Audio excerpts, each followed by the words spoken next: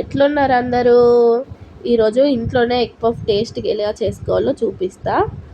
ఒక గోధుమ పిండి, ఒక కప్పు గోధుమ పిండి తీసుకొని దాంట్లోనే సరిపడా ఉప్పు, అది మీ టేస్ట్కి తగ్గట్టు వేసుకోండి. ఆ ఉప్పు పిండిలో బాగా కలిసేటట్టు కలుపుకొని ఒక స్పూన్ ఆయిల్ వేసుకొని, ఆయిల్ కూడా పిండి మంచిగా పట్టేటట్టు కలుపుకోవాలి.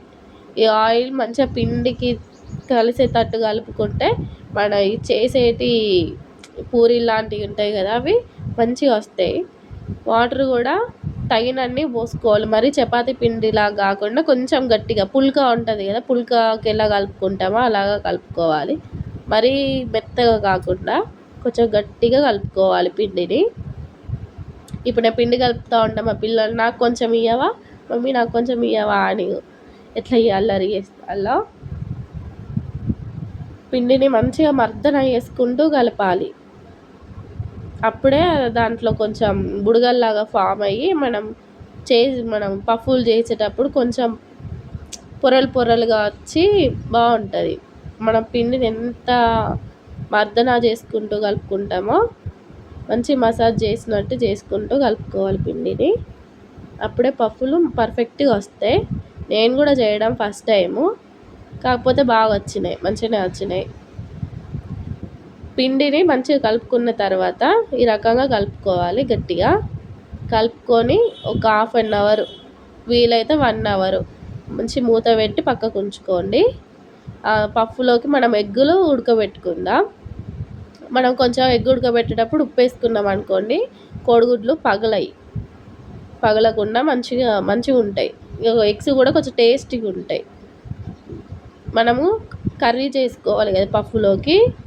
ఆనియన్స్ కట్ చేస్తున్నా, ఉల్లిగడ్డలు కట్ చేస్తూ ఉంటే కళ్ళ నుంచి నీళ్ళు గారిపోతున్నాయి, అంత ఘాటు ఉన్నాయి ఉల్లిగడ్డలు. ఇప్పుడు మనం ఒక కర్రీ కోసం జీలకర్ర, ఆయిల్ వేసేసి దాంట్లోనే ఉల్లిగడ్డలు వేసుకోవాలి. అదే ఆనియన్స్ వేసుకోవాలి. ఆనియన్స్ వేసుకొని బాగా మంచిగా కలుపుకోవాలి. అది పొరలుగా ఇట్లా విడిపోవాలి మనం కలుపుతూ ఉంటే. మంచిగా కలుపుకొని మంచిగా వేగేటట్టు చూసుకోవాలి. ఆనియన్ మంచిగా వేపుకోవాలి. అది ఆయిల్లో మంచిగా వేగిన తర్వాత కొంచెం క్రిస్పీగా, మరి తీయగా కాకుండా మనం పఫ్ తింటూ ఉంటే అదొక మంచి స్మోకీ ఫ్లేవర్ తోటి బాగుంటుంది. గ్యాస్ మీడియం పెట్టుకొని వేయించుకోవాలి. దాంట్లోనే మనము ఒక టమాటా కూడా కట్ చేసి వేసుకోవాలి. ఎందుకంటే మరి మనం స్పైసెస్ వేస్తాం కదా, అది కొంచెం మనకు ఘాటు అనేది తెలియకుండా ఈ టమాటా అనేది కొంచెం దాన్ని కంట్రోల్ చేస్తుంది అన్నట్టు. ఒక టమాటా వేసి మంచిగా మెత్తగా అయ్యేలాగా కలుపుకొని దాంట్లోనే మనము ఈ స్పైసెస్ అన్నీ యాడ్ చేసుకోవాలి. కారం, ఉప్పు, ఇంట్లో మాది గరం మసాలా ఉంది, ఇంట్లో చేసింది గరం మసాలా, పసుపు, ఇవన్నీ వేసి మంచిగా కలుపుకుందాం.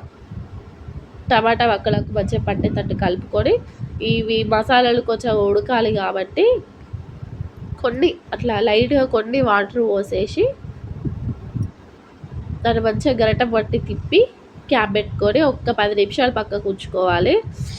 పిల్లలకు మనం హెల్తీ ఇంట్లోనే చేయాలి.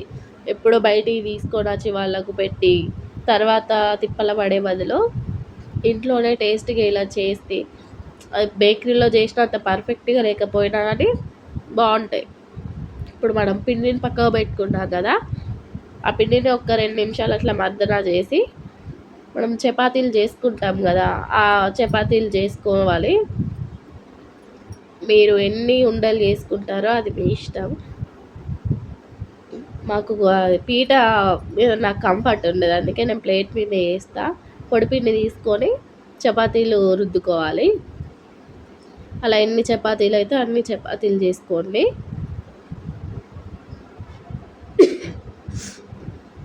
అలా చపాతీ చేసుకొని పక్కకు పెట్టేసుకున్న తర్వాత మనం వీటిని పెనం మీద కాల్చుకోవాలి. ఒకదాని మీద ఒకటి వేసి పెనం మీద కాల్చుకోవాలి. ఎందుకంటే మనం ఆయిల్లో డీప్ ఫ్రై చేస్తాం కదా, డీప్ ఫ్రై చేసినప్పుడు లోపలి ఉన్న పొరలు అవి సరిగ్గా వేగాయి కాబట్టి కొంచెం అట్లా చేయాలి. దానికి మనం ఒక చపాతీ చేసుకున్న తర్వాత దాని మీద పొడిపిండి చల్లుకొని మళ్ళీ దాని మీద కొంచెం ఆయిల్, ఒకదాని మీద ఒకటి వేసినప్పుడు అవి అతుక్కోవద్దు కదా, కాబట్టి మంచి ఆయిల్ పొడిపిండి వేసి కలిపి దాని మీద ఇంకొక చపాతీ వేయాలి.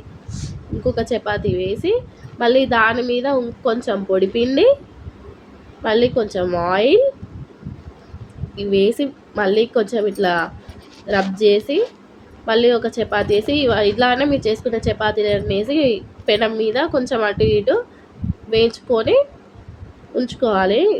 పఫ్ఫులు అతకాలి కాబట్టి నేను గోధుమ పిండి వాటర్ కలిపేసి చుట్టూరా చపాతీకి పూసిన. మనం చేసుకున్న కర్రీ హాఫ్ ఎగ్ దాంట్లో పెట్టేసి మంచి పఫ్ షేప్లో దాన్ని స్టిక్ చేసుకోవాలి. నేను ఇలా 4 చేసుకున్నా. ఇంట్లోనే ఇలా హెల్తీగా చేసుకోవాలి. ఆయిల్లో డీప్ ఫ్రై చేసుకుంటే సరిపోద్ది.